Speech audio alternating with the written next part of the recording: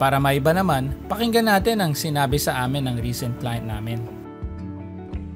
Chinek ko yung yung mga sample ng mga shots. Sabi ko okay to kasi may concept na talaga. Tapos yung photographer, tapos may hair and makeup na nakasama.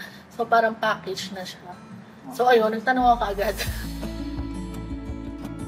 Wala akong masabi, ang galing ni sir. Affordable siya kasi para talaga siya mamahalin parang worth 20,000. Tsaka sobrang ma-assist kayo, sobrang lahat ma-assist. Tapos ang ganda naging look ko.